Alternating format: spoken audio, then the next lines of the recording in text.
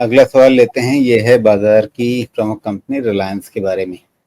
10 share इन्होंने लिए हुए हैं, कविता जी ने। 1140 का इनका भाव है, टाइम फ्रेम इन्होंने नहीं बताया है। तो अगर शॉर्ट टर्म के हिसाब से इन्होंने कोई दांव खेला है या लंबे समय के लिए निवेश किया है, दोनों तरीके से बताइए क्या रहेगा इसमें। अगर 1140 पे खरीद के बैठे हैं तो क्या मतलब एक ठीक ठाक भाव है, अच्छी जगह आराम से धैर्य के साथ इसमें बने रहें क्या?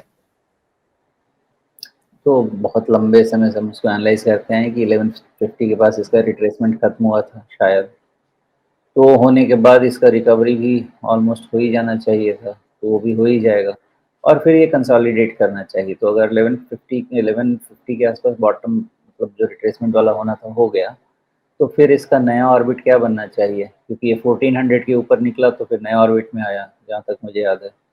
अगर ऐसा हुआ तो फिर क्या हो सकता है, फिर मुझे लगता है कि अब इसका 1350 और 1600 ये बीच में थोड़े समय तक हो सकता है कि क्या बोलते हैं उसको, ऑसिलेशन चले थोड़े समय तक, और फिर जैसा होगा नया हाई बनेगा तो फिर फर्दर एनालाइज करते हैं। अभी तक तो ऐसे ही।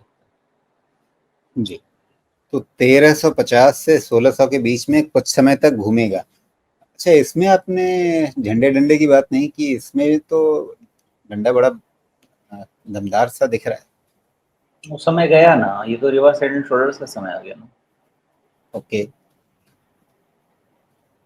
तो रिवर्स हेड एंड शोल्डर में आप नेकलाइन कहाँ बना रहे हैं? वो थोड़ा स्लैंटिंग रहेगा।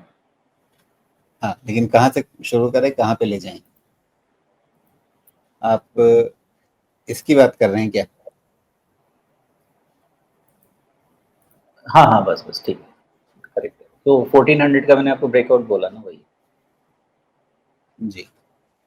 1400 ब्रेकआउट, और उसके बाद फिर अब तो बहुत आराम से इन्होंने 1150 के आसपास खरीदा हुआ है। अगर इनके मन में थोड़ा सा ये हो कि भाई शॉर्ट टर्म में ही मुझे अपने प्रॉफिट को प्रोटेक्ट करके रखना है, तो क्या ध्यान रखना चाहिए? शॉर्ट टर्म वाला, शॉर्ट टर्म में 1450।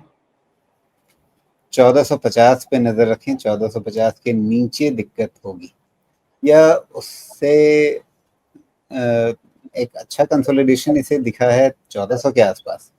मतलब कई बार इसने लो पॉइंट्स वहीं पे बनाए। तो आप कह रहे हैं कि नहीं, 50 रुपए ऊपर ही इसका खतरा शुरू हो जाएगा?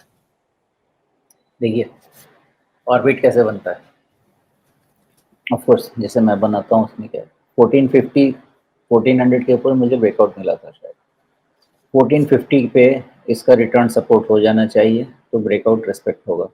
1450 के नीचे क्लोज होगा तो क्या होगा, फिर उसके नीचे होगी ये प्रॉब्लम कि 1450 से लेके 1300, सॉरी 1400, ये वाला इसका फिर से ऑर्बिट ओपन हो जाएगा। तो मुझे उस समय वो नहीं पता होगा कि ये 1450 के नीचे ही रुक जाएगा या 1400 1350 के नीचे जाएगा। तो इसलिए हमको उस चीज़ को ध्यान में रख के ही इसकी एनालिसिस करनी चाहिए, मुझे ऐसा लगता है।